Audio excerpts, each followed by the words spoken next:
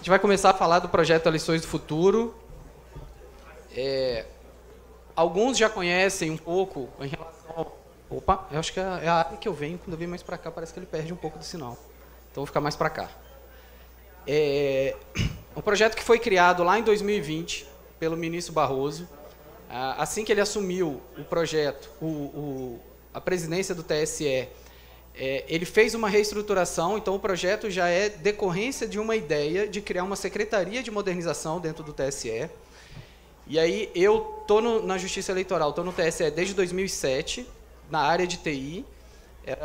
Quase todos que me conhecem porque eu era da unidade que produzia a urna eletrônica. E fui convidado a participar do projeto, especificamente para tocar o projeto Eleições do Futuro, que a ideia do ministro Barroso era: se eu posso transferir dinheiro por celular, por que eu não posso votar por celular? Era literalmente isso. Essa foi a provocação inicial do ministro para a gente começar a pensar nesse projeto. E aí, à medida que a gente foi evoluindo e conversando, estudando sobre o assunto, a primeira medida foi criar um grupo de trabalho. Então, a gente tem representantes de TREs, alguns já citaram aqui, mas a gente tem o Gilmar, do Paraná, tem o Vobeto, Rio Grande do Sul, temos o Danilo, Espírito Santo, temos o Júnior, Tocantins, George, Pernambuco. Estou esquecendo alguém? Acho que não. Não, acho que eu falei todos. Depois a gente teve ajuda, participação de pessoas do TRE de Minas, pessoas do TRE do Ceará também participando do projeto. E aí, nesse grupo, a gente começou a estudar, a partir dessa provocação inicial do ministro, o que a gente teria como problemas a serem resolvidos. Então, desafios a serem resolvidos para buscar essa provocação, a resposta a essa provocação do ministro. E aí a gente estruturou o projeto de uma maneira de que ele tinha que atender, e aí isso é independente dessa provocação. Qualquer projeto que a gente for falar voltado à parte do processo eleitoral, a gente tem que falar de reduzir custos do processo, e aí essa era a motivação do ministro. O votar pelo celular era um meio de redução de custo. Então, a partir da provocação dele, o que ele buscava como objetivo real era a redução do custo. E aí a gente também incluiu no projeto a questão de aprimorar a experiência do eleitor. Então, tudo que a gente fizer, a gente tem que estar sempre considerando se aquilo está agregando alguma coisa a mais para o eleitor. E também a gente, considerando um terceiro pilar do projeto, a questão de aprimorar os mecanismos de segurança e auditoria. Então, não adianta a gente fazer algo que não se sustente, principalmente, e ainda mais depois do ciclo de 2022, que não se sustente em termos de segurança e cada vez mais também de auditoria. Então, o projeto foi estruturado dessa maneira, esses 3 itens. E aí, o que a gente identificou como desafios iniciais que a gente tinha para essa provocação que o ministro colocou? Então, a gente tinha um cenário de custo crescente a cada ciclo eleitoral, e essa era uma preocupação muito grande que o ministro tinha. Tinha uma preocupação em relação à confiança, então essa questão de dúvidas e questionamentos em relação... E aí a gente está falando de 2020, início de 2020, antes ainda da eleição de 2020. Depois a gente teve a eleição de 2020, depois a gente teve 2022, que a gente sabe. E a questão da experiência do eleitor, que sempre pensando de que o que a gente for fazer, quando a gente está falando de processo eleitoral, isso tem que ser viável. A gente não pode fazer uma solução que funcione para um nicho específico de eleitorado. A gente sempre pensa, uma das grandes vantagens da urna eletrônica, é o que a gente fala, ela funciona dentro de uma aldeia indígena e ela funciona dentro da Avenida Paulista. Então, a gente tinha esses desafios iniciais para o projeto, assim que o ministro colocou. Esse grupo a gente veio discutindo, e aí a gente tinha uma demanda inicial, quais foram as propostas que a gente apresentou, depois de algumas discussões. Então, tinha a proposta do voto online, e a gente estudou, e eu vou falar um pouquinho sobre isso, que era a identificação e análise de soluções disponíveis para votação online. O ministro Barroso deu tanta liberdade para o projeto, que ele, inclusive, falou assim, eu quero que vocês consultem as empresas. Se eu tiver algo bom no mercado, eu quero poder avaliar com cuidado. Eu não quero que seja só um desenvolvimento interno. Então, a gente olhou, inclusive, o que tinha produzido no mundo em relação à votação, e aí foi no mundo mesmo. E a gente fez uma proposta também de uma trilha de inovação. Ao invés de olhar só para a questão do voto online, por que não ampliar um pouco mais e pensar numa proposta de otimizar o processo de votação com a redução de custos e novos mecanismos de auditoria? Então, a gente ampliou um pouco mais Isso foram as propostas que foram levadas para o ministro. Aí a gente já está falando de depois das eleições de 2020. Eleições de 2020 foram as eleições que a gente teve aquele tempo de totalização um pouco maior por causa da questão da máquina que a gente teve. Totalizamos por volta de 10 horas, se eu não estou enganado, alguma coisa assim, não foi, Júlio? E depois desse cenário, depois da experiência do ministro por ter passado por uma eleição, e com as informações que a gente passou em relação ao voto impresso dos estudos, e eu vou falar um pouquinho sobre isso, o ministro ele falou assim, olha, vamos seguir no caminho da trilha. E a trilha considera a possibilidade da votação online. É uma das possibilidades de estudo que a gente tem. E aí, como que a gente montou essa trilha de inovação? Então, primeiro a gente teve uma avaliação do voto online, e aí, professor, agora eu começo a deixar aberto, quando o senhor quiser falar, o senhor fica à vontade também. Isso foi feito no ano de 2020, 2021, culminando com a eleição de 2020, que a gente teve aquelas experiências de demonstrações no dia da eleição. Foi feito aqui em Curitiba, foi feito em São Paulo, e foi feito em Valparaíso de Goiás. Foram 30 ou 31 empresas que demonstraram as soluções que elas tinham de voto online. A gente fez um edital público. Nesse edital público, a gente conversou com 52 empresas do mundo inteiro. E aí é o mundo inteiro mesmo. A gente conversou com empresas brasileiras que estavam na Estônia. A gente conversou com empresas da República Tcheca, Canadá, Espanha, Estados Unidos. A gente conversou com muitas. Assim, as principais soluções que existiam, a gente conversou com eles. A própria Smartmatic, que é a detentora da solução de votação mobile da Estônia, quando eles estavam implementando ainda, a gente conversou com eles também, eles têm outros tipos de solução. A maior solução americana, que é o Votem, né, professor? A gente conversou com eles também para entender, e a ideia foi da gente conversar para entender como é que funcionavam essas soluções. E aí o que a gente apresentou para o ministro, depois que a gente conheceu tudo isso? Existe uma questão de, não é se é possível ou se não é possível. É possível, existem várias soluções, vários países já fazem isso. Mas a questão do voto online depende da parte técnica e depende de uma parte cultural, uma parte de processo daquele país. Por exemplo, a Estônia, que é bastante citada quando a gente fala de voto online, eles têm, por definição do processo deles, e tudo bem para eles, isso não é problema, algo que aqui seria bastante questionado. Você na Estônia, para poder votar pelo celular, no caso, eles votavam só no online ainda, não era nem em celular, em mobile mesmo, né? Era só no computador, na internet. Você podia votar X dias antes da eleição. No dia da eleição, eles fechavam a votação online e você tinha que votar presencial. Você pode votar presencial. Por que eles fazem isso? Para tentar reduzir a coação. Então, se você... Eu não te deixo só um período pequeno de votação online, eu deixo você com vários dias abertos para a votação online, porque se você tiver com a arma na cabeça, você pode ter uma segunda oportunidade.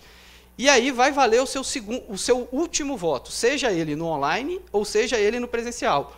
Então, eu posso começar votando online e eu posso terminar votando no presencial. Ali é papel mesmo, que é o meio deles de votação. No caso deles, eles tinham 30% da população votando no online, de uma população em torno de, se eu não me engano, acho que é 1.800.000 de eleitores. Então, é um número bastante reduzido, e desses, 30% que votavam no online. Para garantir essa proteção à coação, o que eles fazem? Eles ligam o voto ao eleitor. Literalmente, para eu saber o voto que eu tenho que cancelar. Se tem que valer o último, eu tenho que saber todos que ele votou. Começa a surgir um monte de questionamento. Se você tem a ligação do eleitor com o voto, você pode abrir esse voto. Então, imaginem esse tipo de cenário de proposta que a gente trouxesse para cá. Por isso que eu falo. E para eles, tudo bem, não tem problema. Eles veem isso como o benefício maior do processo como um todo, é maior do que essa questão de ter que fazer o link entre eleitor e voto. Então, não é uma questão só de solução técnica, é uma questão de solução técnica e uma solução de processo. Mas aí, o que a gente viu? A gente falou assim, não, mas tem coisas boas nessa questão do voto online. A gente não pode descartar 100% esse negócio, a gente precisa continuar olhando para isso. E aí, o que a gente propôs como nessa trilha de inovação? Uma primeira etapa, que eu olhasse mais para o que eu tenho. O que eu consigo melhorar em cima do que eu tenho? Então, era o foco em cima de redução de custo, aumento de transparência, aumento de auditoria. Essa foi a etapa 1 que a gente terminou no início do ano.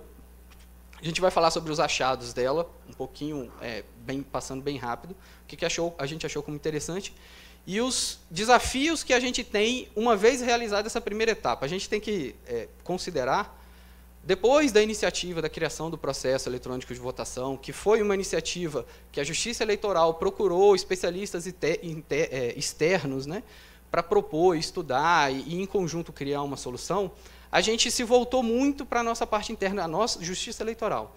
E o projeto Eleições do Futuro é um projeto, está aqui o professor Wilson para apresentar junto, que a gente resgata essa proximidade com a academia, que não foi abandonada, mas ela foi diminuída em relação, quando a gente se compara ao momento da criação lá do sistema eletrônico de votação. E o projeto ele tem isso como objetivo, resgatar essa relação com a academia. Célio, deixa Pode falar, professor. Fazer um comentário. Bom, primeiro eu queria agradecer a oportunidade de estar compartilhando com vocês, participando aqui como um membro da academia, mas principalmente como um cidadão comum, que eu acho o trabalho de vocês notável, extremamente importante, e a gente sempre esteve disposto a colaborar, principalmente sabendo que isso daí sustenta a nossa democracia, tá certo? Então, esse é queria deixar isso claro. Queria comentar, Célio, o seguinte, nos objetivos que foram colocados, primeiro o comentário sobre a comparação do sistema financeiro com o sistema eleitoral. Tá? Ambos sistemas têm criticidades em níveis diferentes. Quando a gente transaciona, faz uma transação eletrônica, e por mais que seja o valor feito, um valor grande, dependendo da modalidade, você tem jeito de voltar para trás. Tá? Dependendo da forma com que foi feita e se ela causou algum prejuízo, tem algum seguro que ressarce. Tá? Então, essas questões são simples, mas são fundamentais. Como é que você vai ressarcir o meu voto? Tá certo? Quer dizer, a questão do sistema eleitoral é bem mais crítica que o sistema financeiro por causa disso. É a questão da irretratabilidade. Se uma vez feito, não tem jeito. Se a coisa saiu errada, né? Muito bem. Outra coisa importante que eu queria destacar é o seguinte, você botou 3 pilares ali, são interessantes. Confiança. Tá? Precisa entender qual é a confiança vai ser plantada, vai ser conseguida em que público, em que plateia. São demandas diferentes. A confiança mais importante é no público em geral. Tá? É a impressão que a sociedade tem do sistema. E isso a gente consegue através de trabalho duro, tá certo? Buscando evidências cada vez mais concretas para mostrar o porquê a confiança pode ser depositada ali. Tá? Então, por exemplo, num dos objetivos que a gente tem, que envolve a experiência do usuário, fundamental nesse ponto. Tá? Você falou, mas a experiência do usuário não tem a ver com a segurança, você tem a ver com confiança, cara. É muito importante. E você cria o pano de chão para que a confiança e a segurança possam nascer e se ficar forte nesse ponto. Tá? Então, é fundamental a gente tratar essa questão. A gente estava comentando, o sistema eletrônico ele opera mais ou menos do mesmo jeito há muito tempo. Tá? Então, puxa vida, será que a gente não tem algo a fazer? Tá? E sim, certamente, o Célio vai comentar, depois a gente vê. Então, eu prefiro comentar as coisas em tese e deixar o Célio comentar as coisas concretas. Mas, então, se falou da questão da votação online. Nós trabalhamos com votação online há muitos anos. Tá? Não na escala que vocês trabalham. Isso não pode ser desprezado. Uma coisa, como o Célio mencionou, a Estônia, é brilhante. Tem 1 milhão e pouco de eleitores. Quer dizer, nós estamos falando pelo menos em 2 ordens de grandeza a mais do que isso. Tá? A escalabilidade dos sistemas eletrônicos é um desafio tão grande, ou talvez até maior, do que a questão de segurança. O que acontece se você tenta escalar um sistema desse e ele não reage, ele não responde à altura, ele não está disponível? Então, é algo fundamental. Então, na universidade a gente já usa sistemas online há muito tempo, e com segurança, mas, novamente, são sistemas controlados, são sistemas pequenos. Tá?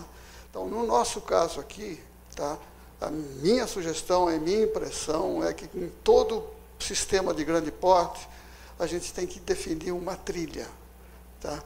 Uma trilha de evolução, onde a gente vai caminhando passo a passo.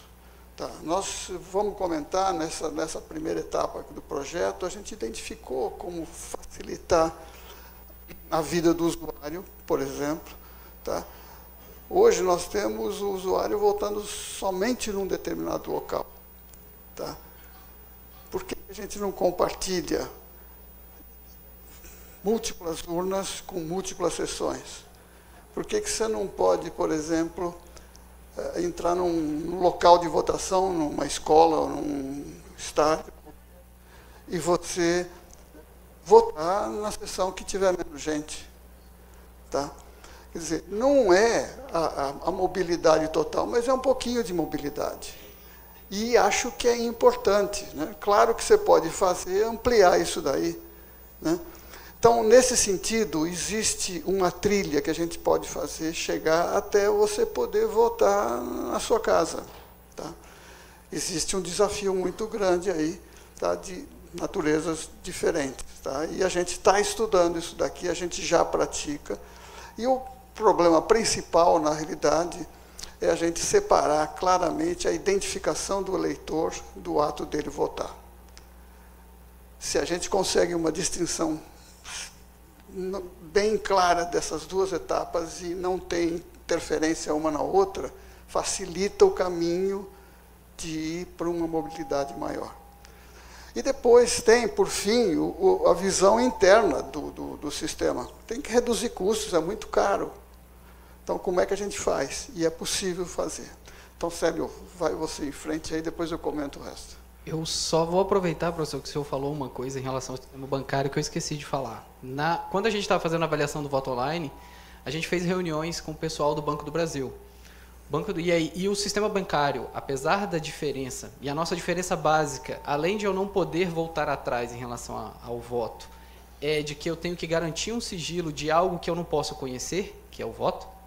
O dinheiro eu posso gerar o extrato e tudo bem. Mas, no caso do voto, eu tenho que garantir que ninguém mexe algo que eu não posso conhecer. Então, esse é o ponto, a virada de chave. E a gente conversou com o Banco do Brasil em relação ao Banco do Brasil, entidade pública, que talvez tenha a maior solução de uso online, né, que é a questão de internet banking deles. A gente foi conversar com eles para ver o que eles viam dessa nossa ideia, dessa nossa conversa. E aí o Banco do Brasil virou e falou assim, a gente tem um índice de operações fraudáveis, vamos dizer assim. Eles investem no nível de segurança até o ponto que vale a pena do índice de fraude que ele tem. Ele não faz para ser 100% seguro. Ele faz para ir equilibrando no número de fraudes que ele vai tendo, os valores que ele vai perdendo de fraude é o que ele vai investindo em termos de proteção. E aí ele virou e falou assim, não é, e alguém comentou, acho que foi o Álvaro, falou, não é o se e o quando. Ele falou assim, ó, quando vocês forem para a internet, não é se vocês vão sofrer o ataque com sucesso. É quando e qual é o impacto. Então, vocês tenham a certeza de que, indo para a internet, vocês vão ter ataques com sucesso. Então, vocês têm que saber que vocês vão estar num ambiente que você não consegue proteger tudo. E aí, o que você não consegue proteger te compromete? Esse foi o ponto que eles colocaram. Então, isso foi uma conversa que a gente teve, foi importante naquela época também. Isso foi lá em 2020. Então, na etapa 1, o professor já falou um pouco, a gente teve essa parte da redução do custo, transparência e auditoria. A gente vai falar dos achados dessa etapa, foi a que a gente concluiu esse ano. A etapa 2, que a gente está em discussão para conseguir planejar, porque a gente começou a enfrentar os problemas do dia a dia, da realidade, de sair do mundo da pesquisa e tentar converter a inovação em algo concreto, e aí eu vou falar um pouco sobre isso, em que pé que a gente está hoje. E essa etapa 2, ela tem como, além de estudar algumas outras coisas, mas os principais pontos de destaque, a mobilidade, que é esse ponto que o professor falou. Ok, eu tenho problemas em relação à votação online. É legal, eu consigo fazer, mas eu tenho muitas dificuldades e muitos desafios para superar. Mas e se eu pensar em parte de solução com mobilidade? Como, por exemplo, essa. Se eu trouxer a identificação para uma outra maneira de ser feita que eu permita que o eleitor vote em qualquer lugar, qualquer sessão eleitoral. Isso já é um ganho muito grande, aí volta na questão da experiência para o eleitor. E aí a gente mata o conceito do voto em trânsito, permitindo o voto em trânsito na prática, né? Então, eu não preciso mais da o que a gente conhece como voto em trânsito hoje, e eu crio ele na prática. Então, a etapa 2 tem muito foco nessa questão da mobilidade, a gente vai falar um pouquinho, e da acessibilidade tem a ver com o que o George falou. A gente tem uma demanda grande em relação a voto de tetraplégico. O Ministério Público está em cima do TSE, por causa disso, há bastante tempo. Então, a gente estudar também soluções relacionadas a isso. E na etapa 3, inicialmente, a gente planeja tudo isso daqui, gente, é uma questão, o projeto, dentro dessa linha de viver a realidade da inovação, o projeto hoje ele precisa de um novo alinhamento institucional. O projeto começa com o ministro Barroso, o projeto passa pelo ministro Fachin, e hoje a gente tem a presidência do ministro Alexandre. Não preciso nem falar por motivos óbvios, os níveis de preocupações que essa presidência teve desde que assumiu a presidência. E a gente precisa de um realinhamento. Se essa trilha a gente continua indo na linha do que a gente está pensando, se a gente precisa fazer algum tipo de alteração. Então, isso é importante destacar. Por quê? Porque, inicialmente, a gente pensava essa etapa 2 de 2023 a 2025. Esse era o planejamento inicial que a gente tinha. A gente vai precisar validar se a gente continua com essa perspectiva ou não. E por que a gente tinha pensado nisso? Porque, na etapa 3, a gente pensa, aí os colegas do TREDF, a gente pensa na questão da logística. E aqui, o que é o grande foco da parte da logística? É realmente permitir o voto não supervisionado. E aí, percebam, a gente está falando de pesquisar para ver o quanto isso é viável ou não e que riscos a gente assume ou não. Porque a gente simplesmente falar que vai fazer o voto online, eu estou assumindo que eu vou assumir todos os riscos que eu encontrar. Então, o projeto, e aí eu retomo a palestra do início, quando o Vobeto falou da diferença entre fazer inovação no eleitoral e fazer inovação nos outros processos que a gente tem da justiça eleitoral, é de que no eleitoral a gente não pode errar. Esse projeto é uma possibilidade de criar a possibilidade de erro. É a gente abrir o espaço para a gente estudar e falar, cara, e aí como o George comentou, o não pode ser uma resposta. No momento, talvez essa ideia não esteja madura o suficiente, mas eu ter estudado e saber e chegar a essa conclusão é uma informação importante para a gente poder continuar tocando o projeto, e se aquilo não é maduro o suficiente, o que eu consigo fazer que se aproxima daquilo que eu estou querendo? É uma etapa como essa, por exemplo, de colocar uma mobilidade do eleitor votando em qualquer lugar? Então, o projeto ele não tem o compromisso em ter de implementar todas as coisas que ele estuda. Isso é um ponto bastante importante, porque a gente abre, e aí a questão da academia, a gente abre a possibilidade de realmente poder errar. Falar, olha, essa ideia que a gente achou que seria super boa, e até aconteceu na etapa 1, a gente pensou numa ideia, porque a gente viu numa das soluções, só para explicar para vocês bem rápido. No início de uma eleição, uma solução americana, no início da eleição, o que ele faz? Ele cria uma chave da eleição, o certificado da eleição, e ele divide o certificado por várias entidades. Então, vamos pensar no nosso caso, eu poderia, como na lacração, lá na hora da lacração, gerar uma chave única da eleição, que assinaria todas as informações dali para frente da eleição. Um pedaço ia ficar com o TSE, um pedaço com o Ministério Público, um pedaço com a OAB, todo mundo participa da lacração. No final, para eu ter o resultado da eleição, eu tenho que juntar um número X daquelas pessoas que participaram do início, e, juntando esses pedaços da chave, eu consigo, por exemplo, fazer a totalização, senão eu ficaria esperando isso. A gente achou essa ideia que era interessante, falou, pô, isso aqui pode ser uma coisa que é interessante. O pessoal da USP estudou, como viabilizar isso. Uma coisa que é bastante importante destacar também, tá? Muitas das coisas que a gente levou para a USP, a gente levou além da ideia. Tem coisas que as nossas equipes já estavam trabalhando. Então, a USP nos ajudou ou a aprofundar a pesquisa, ou até mesmo a validar. Falou, ó, essas ideias que vocês já estão trabalhando, está legal, não está legal, ajusta assim, ajusta assado. Então, isso é uma coisa bastante interessante, porque a gente, além de levar a demanda, a gente já também levou ideias para submeter a análise da USP, para falar, pô, esse caminho vocês estão no caminho legal, ou então não, eu acho que vocês podem mudar o caminho para cá. Então, na etapa 3, voltando essa questão do exemplo de uma ação que a gente fez na etapa 1, que a gente inicialmente achou que seria uma ideia boa, e a gente viu que, na prática, isso não se aplica pelo nosso processo. A gente tem outras defesas que já permitem que o TSE não consiga alterar uma informação, e esse seria o objetivo de você particionar essa chave durante toda a eleição, que eu estou trazendo uma complexidade técnica que aí eu começo a complicar ainda mais para explicar o que é o processo sem resolver nenhum problema. Então, esse é o tipo de coisa que a gente teria que procurar o problema para poder implementar essa solução, quando a gente tem que partir do contrário, de ter um problema e tentar achar as soluções. Então, na etapa 3, a ideia... Opa, deixa eu só voltar aqui. Na etapa 3, essa ideia de viabilizar o voto que a gente está chamando voto não supervisionado. Se ele vai ser online, se ele não vai ser online. Outra coisa importante, no projeto a gente trabalha em cima de demandas, em cima de problemas. O tipo da solução, se é uma votação online, se é uma votação de um jeito, se é com cartão, se é sem cartão, seja o que for, isso tem que surgir durante a discussão, justamente para que isso não limite a discussão. Então, a gente parte do problema e não de vou implementar uma tecnologia ou outra. Não é isso que a gente busca na questão do projeto. E aí, lá em 2020, quando a gente ainda estava dentro do TSE, com o grupo de trabalho, a gente viu e falou assim, olha, esse é um projeto que não vale a pena, o que eu falei, de resgatar a questão com a academia. Não vale a pena a gente tentar fazer um projeto desse sozinho. Não é o caminho. A gente tem uma oportunidade de ouro aqui de ir para fora, abrir mesmo a discussão, ficar suscetível a levar as pancadas que a gente tem que levar, e da onde estavam vindo as maiores pancadas embasadas, porque pancada a gente leva aí o tempo inteiro, mas que tenham base, da academia. E aí, resgatando lá a questão da criação do processo, a gente fez todo um levantamento para identificar quem é que poderia nos ajudar. E aí a gente chegou no Laboratório de Arquitetura de Rede de Computadores, o LARC, que é um laboratório da USP. E por que a gente chegou nessa parceria com a USP? Então, a gente queria a questão da aproximação do meio acadêmico, retomar essa questão. A gente não queria uma universidade que fosse só de pesquisa, a gente queria pesquisa aplicada, quem tivesse experiência em tirar das ideias e colocar na prática. A gente queria, dentre as universidades mais bem avaliadas do Brasil, a USP era a maior naquele momento, eu imagino que ainda continue. O Jorge mostrou uns rankings aqui, a gente utilizou o ranking Folha, tem uns rankings de empreendedorismo, rankings internacionais, e a USP batia todos eles. O USP e o Unicamp batiam todos eles, eram sempre os dois primeiros. Mas com menções bastante importantes, a UFPE, a UFRS, a URGS, do Rio Grande do Sul, e a UFRJ para o nosso questão assunto eleitoral. O UFMG também tinha um núcleo também, que a gente chegou a olhar.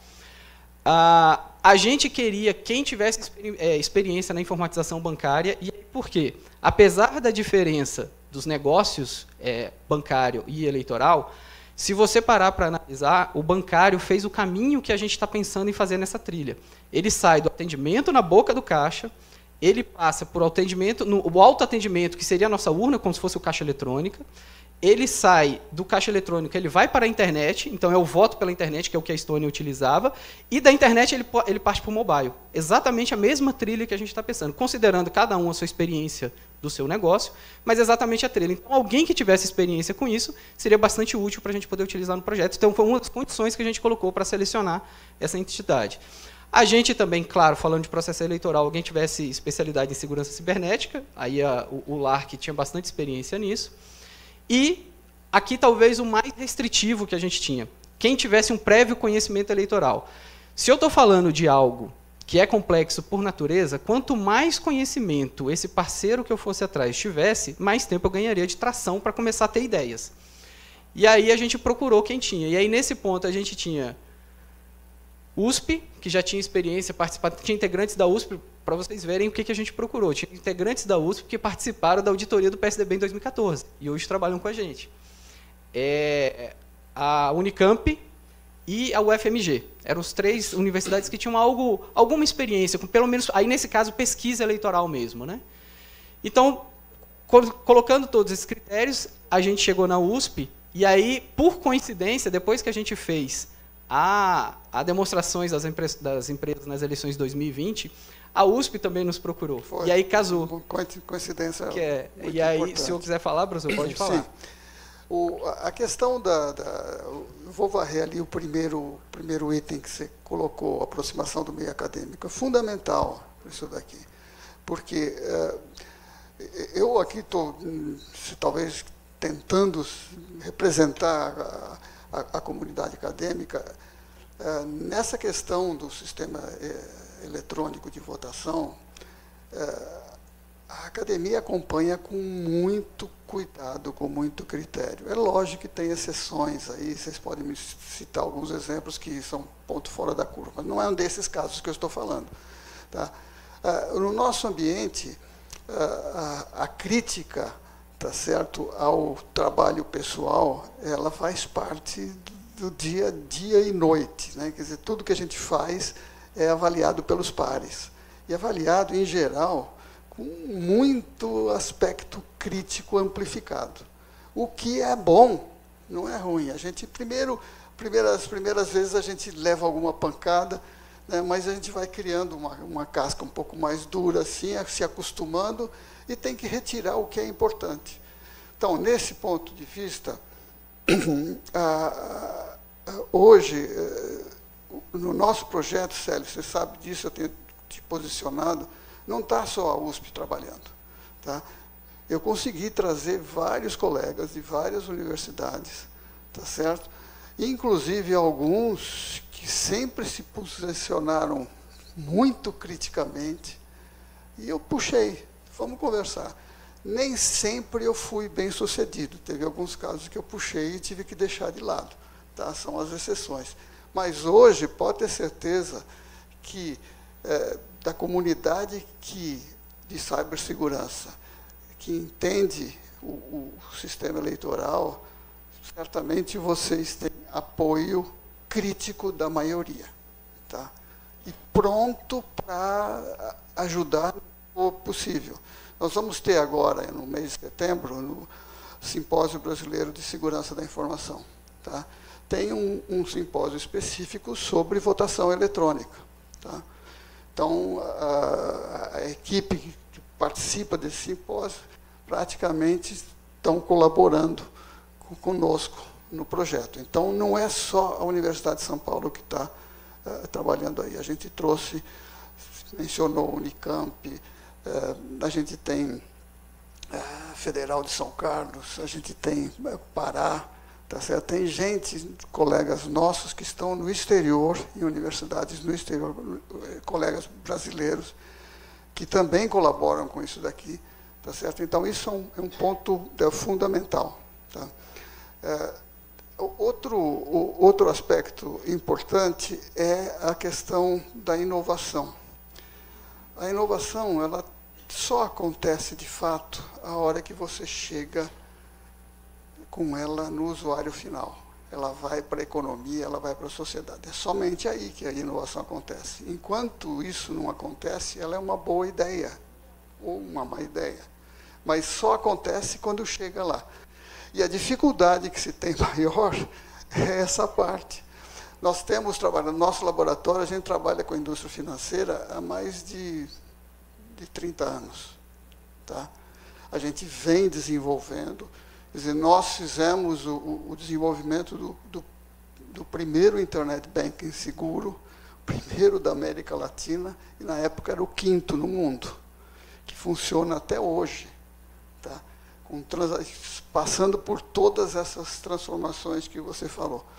Lógico que exige um trabalho bastante sério e bastante aprofundado em certos aspectos, mas principalmente na questão da escala. Não sei se vocês imaginam, né, a escalabilidade do sistema eleitoral aqui. Nós varremos nesse projeto aqui todos os sistemas existentes no mundo. Qual deles a gente poderia aproveitar, ou poderia pelo menos aproveitar a ideia para aplicar no nosso contexto brasileiro? Olha, não foi por falta de vontade, a gente olhou com muita atenção. Mas nenhum lugar do mundo tem o número de candidatos que a gente tem aqui. Os sistemas lá escalam pelo número de eleitores, tá certo? Mas a hora que você vai ver o número de candidatos, não escala, não escala. Nós testamos, nós implementamos na prática sistemas existentes disponíveis no exterior e tentamos fazer nesse cenário, né, um cenário da eleição de vereador na cidade de São Paulo, por exemplo, ele abre o bico, ele não consegue funcionar. E ele funciona brilhantemente. Com meia dúzia ou 1 milhão de eleitores, tudo bem. Tá? Mas, a hora que você põe 3.000 candidatos, ele não aguenta. Tá? Não funciona. Então, nós tivemos que buscar coisas importantes. Esse é um ponto que muita gente às vezes pergunta, por que não se usa algum sistema lá de fora aqui? Não, ninguém tem nada contra disso. Se tiver as boas ideias, com certeza a gente usa. Tá? Então, esse é um ponto fundamental. Para falar, Sérgio. Aí, como é que a gente estruturou essas etapas, o ciclo de trabalho dentro de cada uma dessas etapas? Então, a gente, como eu falei, a gente leva para a USP desafios. Em algumas situações, a gente também já leva propostas de solução. A USP nos ajuda a validar e aprofundar em relação àquele assunto. Então, a gente idealizou uma fase de pesquisa com o TSE, a Justiça Eleitoral, propondo os desafios, um desenvolvimento da USP, uma pesquisa, um aprofundamento daquela implementação daquela pesquisa que foi encontrado, o que daquilo dali a gente pode implementar, e aí a gente chega na prova de conceito. Então, aqui a gente tem um protagonismo maior da USP participando em trazer mais informações para o desafio que foi colocado. E a gente idealizou a segunda etapa com protagonismo maior do TSE, mas também com o apoio da USP, da implementação do piloto e da implantação. Então, a ideia, e quantos pilotos e quantas fases de implantação, a depender do que você estiver implementando. E aqui a gente começa a ter as dificuldades do dia a dia. Essa primeira etapa para a etapa 1, rodou apesar das dificuldades da eleição em 2022. Então, isso aqui aconteceu de 2021 para 2022. Agora, que é o que eu falei que a gente está pensando para a etapa 2, é implementar o que a gente achou de interessante, eu vou falar sobre isso na etapa 1, e as novas pesquisas da etapa 2. E aí, o que a gente achou de interessante? E aí, professor, estou olhando, a gente está com 7 minutos, vou ter que dar uma corridinha aqui. Exato. O que a gente achou de interessante nessa primeira etapa? Eu vou falar de 4 ações, o professor pode dar um pouco mais de detalhe. Método de votação fim a fim é conhecido como I2I, vocês já devem ter ouvido falar como votação de terceira geração, votação fim a fim, vocês já podem ter ouvido falar de outras maneiras. Vou deixar o professor falar, mas basicamente você tem o eleitor tem a capacidade de desafiar a urna eletrônica e o eleitor tem a capacidade de verificar que o voto dele está na totalização. Essas duas grandes ideias, por isso são 2 E's, o primeiro E e o segundo E. Um para o eleitor e um outro para... Deixa eu comentar aí. Então vai lá, professor. É muito importante isso. Inclusive, é um dos achados recentes de pesquisadores do MIT, tá certo? Que estabeleceram um princípio, né, para os sistemas eletrônicos. Quer dizer, é o princípio da independência do software. Tá? O software eletrônico de votação é um software complexo. Ele é muito grande. Tá certo? Então, o que está atrás desse princípio é o seguinte: em vez de você ficar preocupado em achar alguma coisa que está errada no software a princípio, você inverte o jogo. Se houver alguma coisa errada, ocasional ou intencional, tanto faz, eu garanto que eu vou descobrir que não vai ficar escondida no resultado da eleição.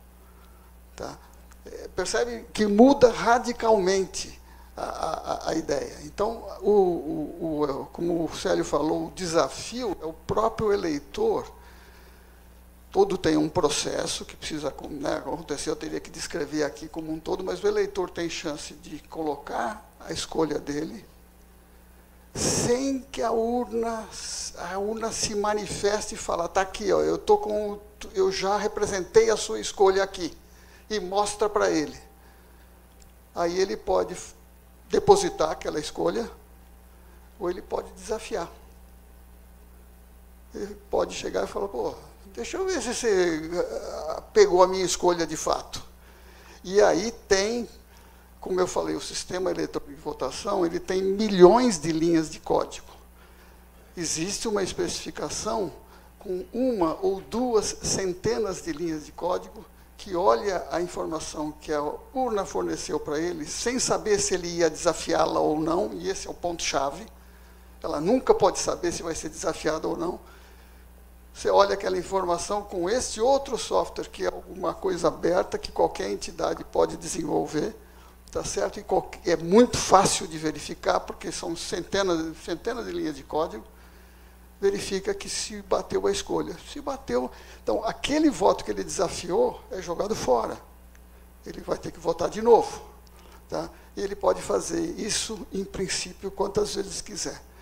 Então, desse jeito, escolhendo estatisticamente um grupo de uma certa quantidade feita em cada sessão eleitoral, você praticamente garante que, se houver algum erro ocasional ou intencional, ele não passará despercebido, tá? Com probabilidade praticamente zero dele passar despercebido.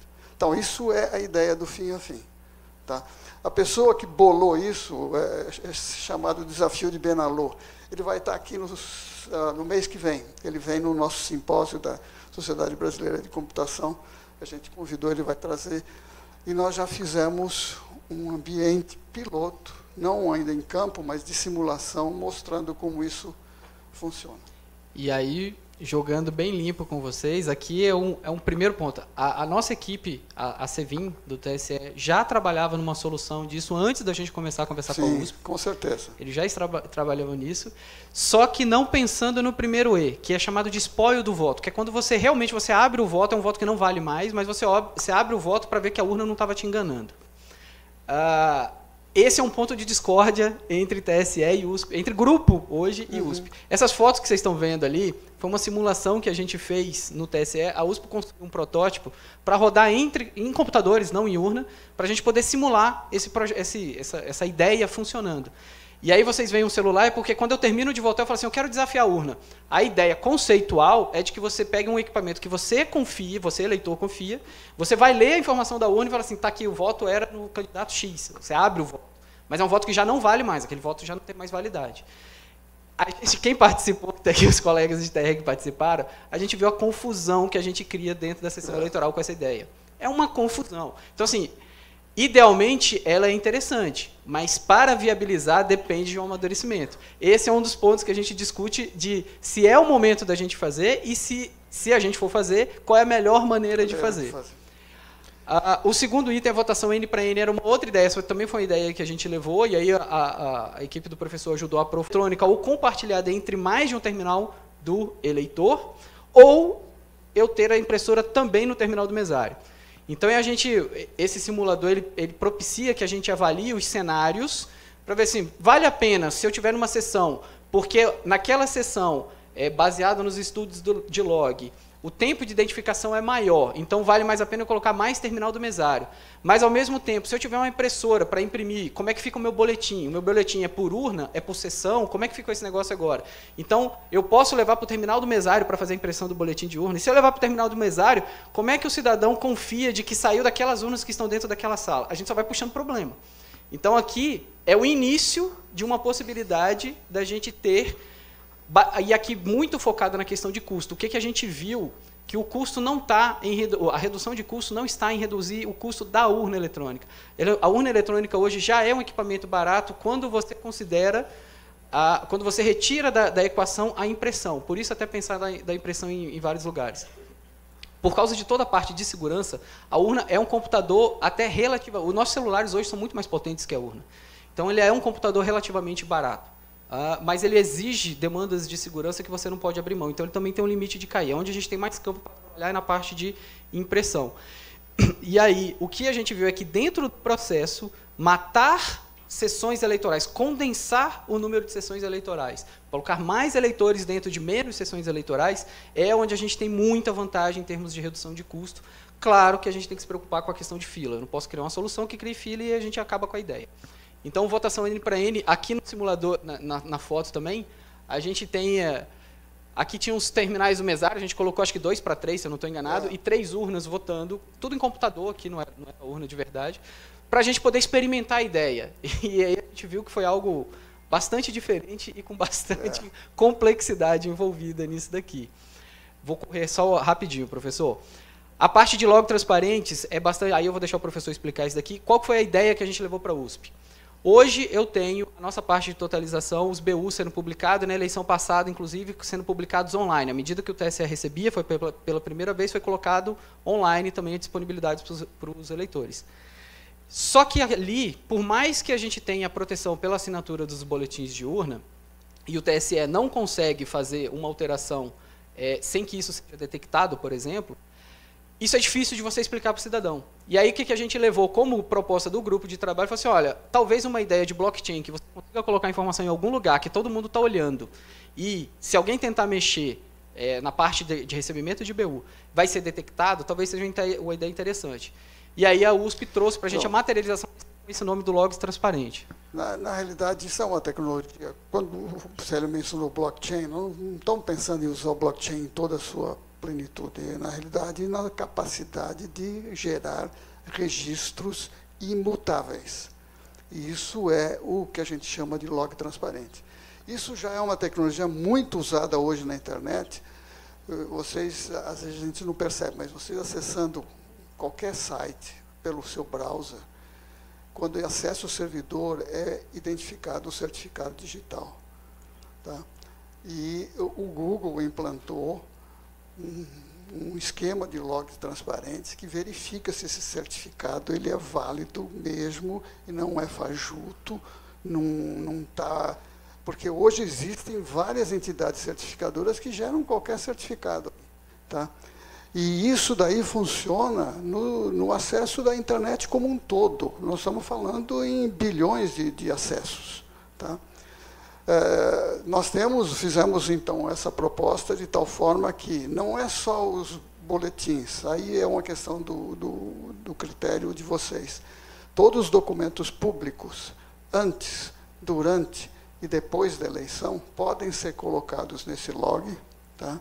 E uma vez ali colocados, tá, você não precisa jurar que você não mexeu. É impossível mexer sem que ninguém perceba. Tá? Portanto, a transparência é superlativa. Tá? Não precisa só acreditar que olha, eu garanto para você que eu não mexi.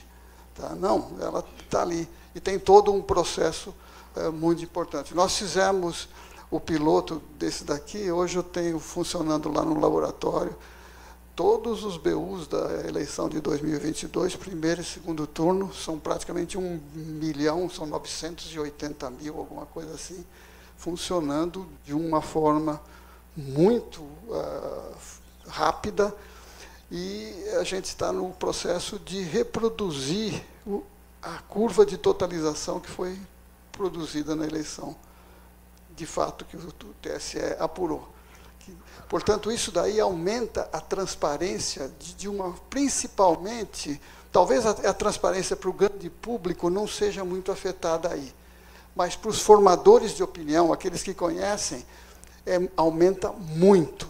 Tá? E isso vai ter um efeito alavanca. Eu vou correr aqui, professor, por causa do horário, hein? Já estamos até aqui, ó. Já tô. O Open Hardware é uma ideia de, assim como a gente abre o código-fonte, a gente pode construir o hardware da urna eletrônica com uma inteligência de que eu consigo verificar se ele foi produzido, eu e qualquer um consegue verificar se ele foi produzido exatamente de acordo com a especificação que foi colocada, e que não tem nada diferente naquele hardware. Então, o mesmo conceito que a gente tem quando a gente faz a abertura do código-fonte para que todo mundo audite, é a gente fazer esse mesmo conceito na parte do hardware. Então, essa é a ideia do Open Hardware. Então, esses daqui foram os principais achados que a gente teve da etapa 1, tudo em fase de ideias, de propostas. Olha, tem benefícios assim, tem dificuldades assado. Então, o que a gente falou, ó, quando termina a etapa, a gente tem essas ideias que são interessantes. E aí, o que a gente tem para a etapa 2? Como proposta inicial, é aquilo que eu falei que depende de um alinhamento ainda da gente poder fazer. Inclusive, se seriam possíveis pilotos em 2024, cada vez mais difícil devido ao passar do tempo. Né? A gente tem uma parte de pesquisa que está bastante clara, está bem tranquila, e a gente já viu onde a gente já falou. Tem uma parte mais técnica que a gente sempre é questionado, as urnas eletrônicas elas trabalham em cima de uma arquitetura de mensagem ali, bem no baixo nível, com uma arquitetura x86, que é proprietária da Intel, e a gente sempre é questionado por que a gente não usa a arquitetura ARM, que é muito utilizada em celulares, por exemplo. Tem todo um impacto na mudança do software, então é a gente pesquisar. Para eu fazer isso, o que eu tenho qual é o impacto de fazer isso? Então esse é o objeto. Voto de tetraplégico, que eu já falei. A mobilidade, que eu falei no início. E aqui a gente dividiu o desafio inicial em duas partes. A primeira, quebrar o cabo, arrancar o cabo do TM e do TE. Qual é o impacto disso? Como é que eu garanto que a urna não fica aberta e eu não vou ter mais votos do que eleitores identificados? Esse é o primeiro desafio. Depois, superado esse desafio, eu consigo me identificar de uma maneira que viabilize o eleitor votar em qualquer lugar? Então, quebrado o cabo, eu posso pensar no próximo passo. Qual é o próximo passo? Eu consigo identificar esse cara de uma outra maneira que ele possa votar em qualquer urna eletrônica, qualquer sessão eleitoral do país. Então, a gente dividiu o desafio da mobilidade nesses dois primeiros e aprofundar a questão do open hardware, qual que é a ideia, não pensar na urna como um todo, mas pensar no coração da segurança da urna, que é o chip do hardware de segurança. Se eu conseguir construir o chip do hardware de segurança nesse meio de open hardware, que é completamente aberto e pode ser auditado, pode trazer um benefício muito grande. E o ponto de discórdia que a gente tem hoje, que são as implementações dos achados da etapa 1. Então, o piloto do fim a fim, o log transparente inicialmente pensado para o BU, e essa evoluir para a especificação da urna N para N, que até ela perde um pouco da importância nesse momento pela questão da janela de oportunidade. Como a gente acabou de renovar todo o parque, está saindo as urnas 2022, qualquer ação nesse sentido vai ter impacto só numa futura compra de urna. Então, aqui você ganha uma janela de tempo maior para poder pensar nesse problema. Log transparente, piloto fim a fim, a gente está discutindo internamente, está vendo se é para ser implementado, se for para ser implementado, que maneira que é para ser implementado, em quanto tempo tem que ser implementado, e, de novo, sempre precisando de um alinhamento institucional de que esse é o caminho que a gente deve seguir exatamente. Célio, na questão do log transparente, eu tenho uma sugestão que eu gostaria de deixar no ar aqui. Tá? A ideia do log transparente é ter uma monitoração, acompanhar a eleição. De repente, eu faço parte também do Observatório Eleitoral da USP, e a gente tem essa função de acompanhar. Bom, por que a gente não pode colocar esses sistemas em acordo com o TSE? Não precisa ser nenhuma implementação do TSE. Por que a gente não pode colocar isso daqui e fazer essa monitoração? Tá? Isso, eu acho que já daria um passo significativo e a gente consegue contornar um pouco a questão das tarefas de todo mundo estar carregado lá. Nós estamos com esse software aqui praticamente funcionando. Tá? Então, esse é um ponto. E a outra coisa do Open Hardware é a gente garantir segurança por construção e não por obscuridade. E essa é a diferença. E, novamente, transparência. Pode olhar que, por construção, isso é seguro. Tá? Nessa hora, você vai ganhar a opinião de todos os formadores de opinião, e se a gente fizer um trabalho na experiência do usuário, a gente consegue ter uma posição imbatível na sociedade como um todo. Último slide, a etapa 3. Com esses desafios superados, principalmente em relação à mobilidade, eu posso pensar em voto não supervisionado, que é o cidadão não ter de se deslocar até um local para votar. Aí, esse daqui, além da parte técnica, ele puxa toda uma discussão em relação ao processo eleitoral, à cultura. Essa ideia é pensada principalmente em termos de exterior, como vários países já fazem, mas que depende de um amadurecimento e da evolução dessas etapas anteriores. Deixa eu ver. Exatamente, esse era o último slide. Desculpa pelo avançado do tempo, mas obrigado, pessoal, essas informações. Obrigado.